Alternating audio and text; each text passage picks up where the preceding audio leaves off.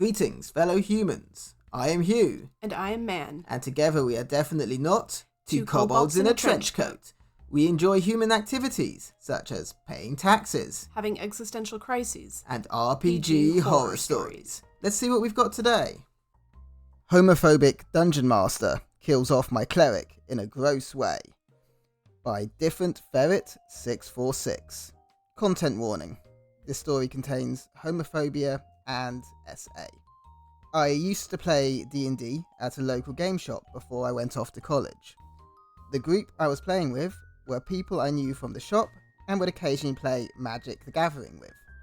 They introduced me to D&D, and we ended up setting up a game. The DM was part of this friend-ish group, although I knew him the least as he didn't play Magic often, but he did play D&D. When we were making characters, we were allowed to basically invent our own gods to worship, as long as they weren't too OP or broke the rules of the game. So I created a goofy, flirty, neutral good, gay cleric.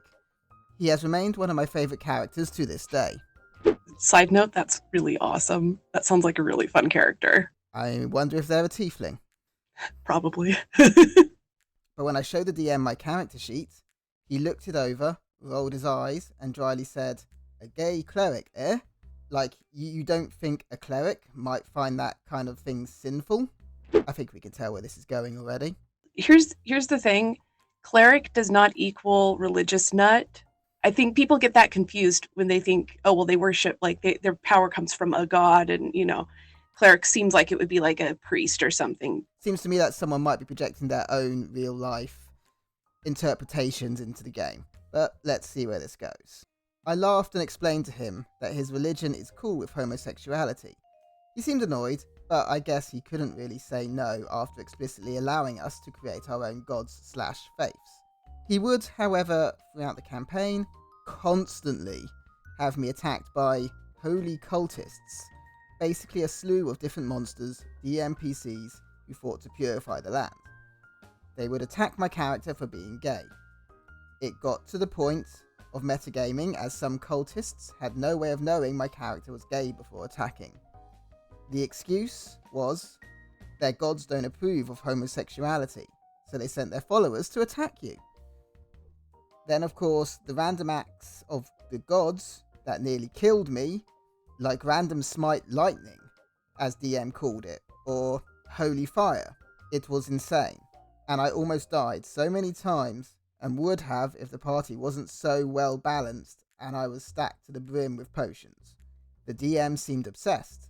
Like, I don't mind homophobic NPCs, as bigotry can add layers to the world building and impact the story. But this was just lame and stupid. Yeah, it's targeting. It's clearly they're being targeted. And clearly being targeted for being gay. Like, the DM isn't even trying to hide it. No, this is absolutely a personal targeting of the character for the choices the player made, and now they are attempting to exert some kind of bigotry into the game, which is not the layers and world building that the OP has mentioned. Yeah, it's one of those like pet peeves I have when I read these stories of DMs that will try and be like real to life, when it's like, this is fantasy. Anything's possible in fantasy. So if you have a character that wants to be gay and religious, why not? Yeah, no, Like, 100%. It's an escape from the real world, guys. Yeah, exactly. Sometimes those real world prejudices can add to it and can give characters things to struggle against or villains to be overcome and reasons to fight enemies. However, if you're going to go this extreme, maybe discuss it with your players in advance. But let's carry on. Nevertheless, the rest of the group was cool with my character, and none of us had actually died yet, so I stayed. But the fact that I hadn't died ended up pissing the DM off, as he would make rude comments, like saying the party was full of min-maxers, and how we were abusing the potion system by using our hard-earned gold to buy extra potions to survive the DM's homophobic murder hobo cultists. Sorry. Abusing the potion system? What does that even mean? Oh, you can't use potions to heal yourself anymore. I mean, maybe potions are like drugs in this world, and they, can be used to Get somehow I high. doubt that. Yeah, no, I doubt that. Kind of doubt that. Yeah. I kind of doubt that as well. But let's We'll see. But who knows? Well, the straw that broke the camel's back was when our party got ambushed by a horde of orcs that surrounded us. This was an unwinnable scenario, and very obviously so. The orcs targeted me on my turn, obviously, and downed me immediately. They downed our party's wizard too afterwards. Paladin healed me, and we tried to run on our turn, but they all took opportunity attacks and basically TPK'd the party. Unfortunately, we weren't dead though. Man, I wish I had just died. We woke up in an orc slash... Yep. We woke up in an orc slash Orug keep in the Underdark, where we were all in chains. At this point, we were all kind of jaded IRL, as we all felt railroaded by that unwinnable encounter, but at least glad that we survived. We weren't expecting what would come next. Oh no. No. I think we know what's coming next, but... I don't want to think about it. There's a sort of predictability to these things once you know a DM is a certain way inclined. Oh yeah. And they have the party in this compromised position. We will continue and see where this unfortunate chain of events goes. A few orcs approached our party and Orc Chieftain said, "That one," as the orcs grabbed me, stripped me down, and the chieftain, according to the DM, forces his big green up my as the DM I thought being laughed. gay was a sin or whatever. Apparently it's not when it's a punishment. As we often know, extreme homophobes can often be hiding their own latent sexuality. Not that that excuses it, and that's not all of them, it just can sometimes be the case. Still gross, for the record.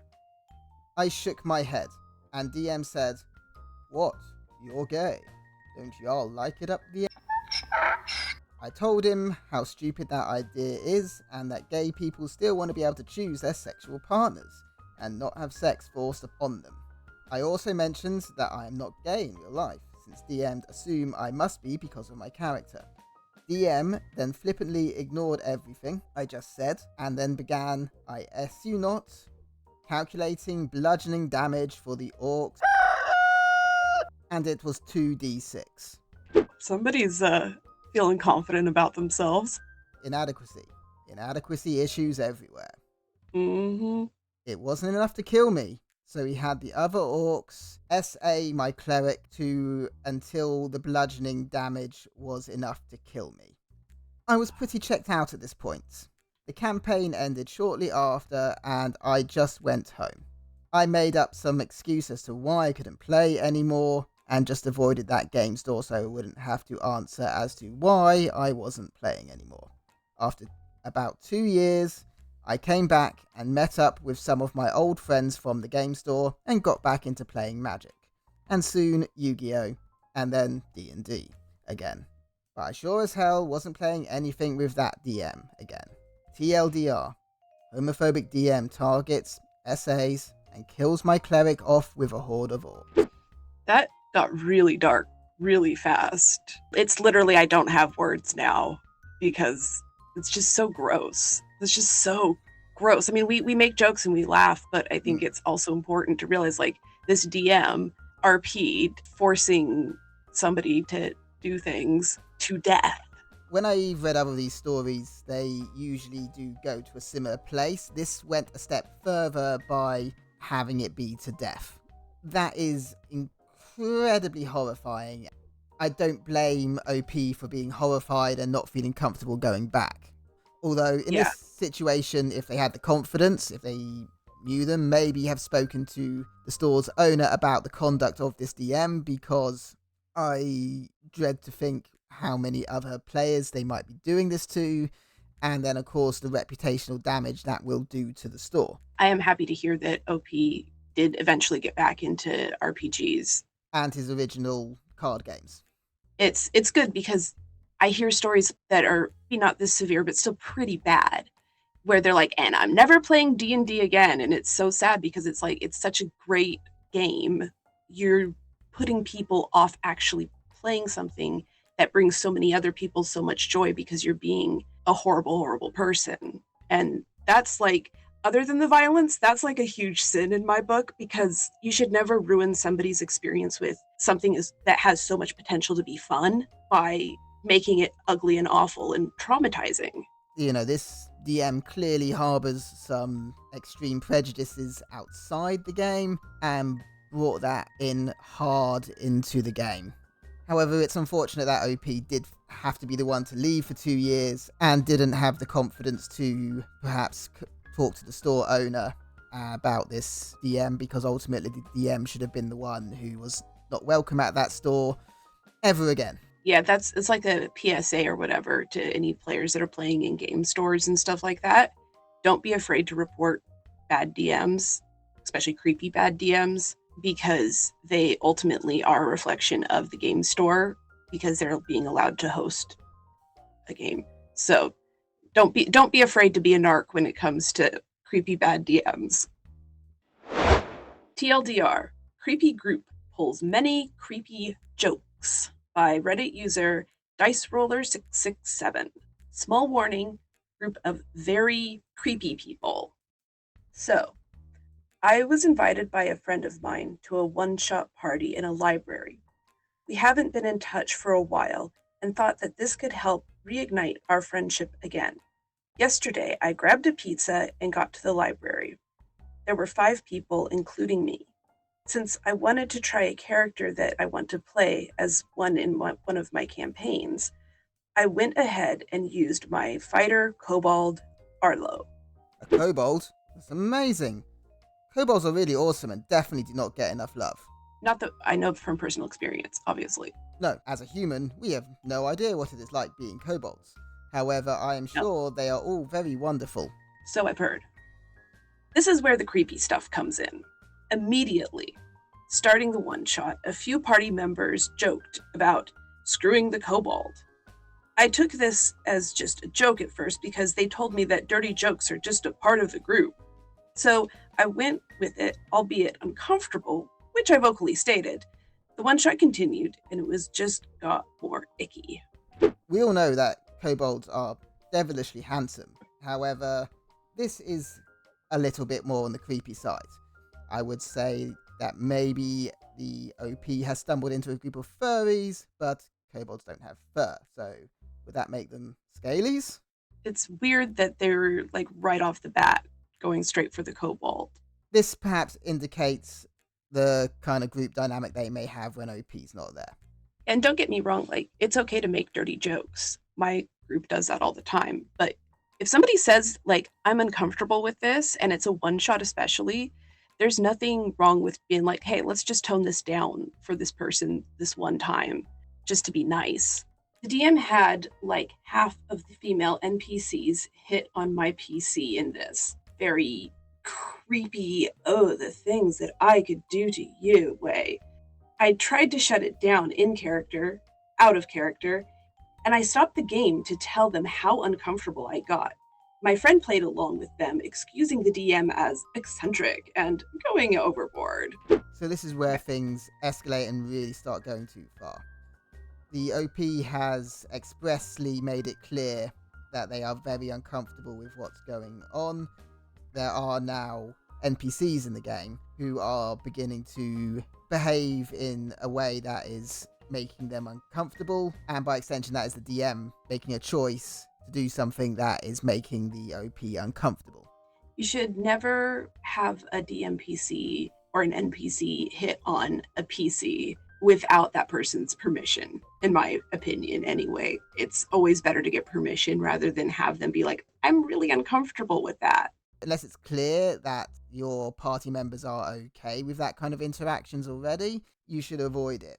Also, the friend who invited OP is increasingly culpable here, as they are not only not sticking up for their friend who they expressly invited, they are excusing the activities of the DM. It all came to a head when, after the third DM creepy NPC encounter with my friend smirks and says, I grab Arlo and lick him. And I just left. Grabbed my stuff and the pizza and left. This is definitely now going too far. If you have the group dynamic where you might randomly just lick a party member, then that's okay, as long as everyone is comfortable with that. That can be fun and whimsical. However, in this context, where the OP has made themselves incredibly clear that they are uncomfortable with this sort of thing, and that these actions are all boundary violations, it's quite apparent that this is entirely unacceptable behaviour for the table. I might do something like that if, the player was like a really, really close friend and I knew it would be funny to them. But to be honest, I just don't understand this feeling like you have to like come on to other people's characters. It's just a recipe for disaster. Exactly. The OP has made it clear that these are not the kind of interactions they are comfortable with, and yet the DM is pressing ahead with them regardless. Today I confronted him and he said, and I quote, "I was gonna motorboat him at first, but I thought that would be weird and creepy, so that's why I licked Arlo instead." Yeah, that's so much better. That's entirely okay. Those are entirely different things in the context of unwanted attention. Maybe I overreacted. I don't know, but even if it was a joke and all, I wish they would have said something ahead of time. You're not overreacting, OP? Not in the least. In fact, really, really good for you for not only getting up and walking away, but also then confronting your friend and being like, hey, dude, what the hell? Because that's not okay. Like, people shouldn't think that they can get away with that. The OP didn't really overreact. They had, on multiple occasions, made it clear that they were not comfortable and that when the behaviour persisted, they just left the scenario. Obviously, this was a game they were having more privately, okay, in a library, probably in a private room then, so there's not really a game shop owner or anyone else they could potentially question about a problem DM. In this situation, just getting yourself out of a situation where you're not comfortable is by far the smartest option. Also, props for taking the pizza with you. I approve. That's beautifully petty. People who don't respect boundaries do not deserve pizza. Pizza's for good players and good DMs. And kobolds. Don't forget to share the pizza with your local kobolds. Hey man. What? Did you pack the rations for our upcoming adventure? No, I forgot. Oh well. Maybe the real rations will be the friends we make along the way. And with that, we have definitely not been Two kobolds in a trench coat. Be sure to like, comment, subscribe, and make the necessary sacrifices to Tiamat. We'll see you next time.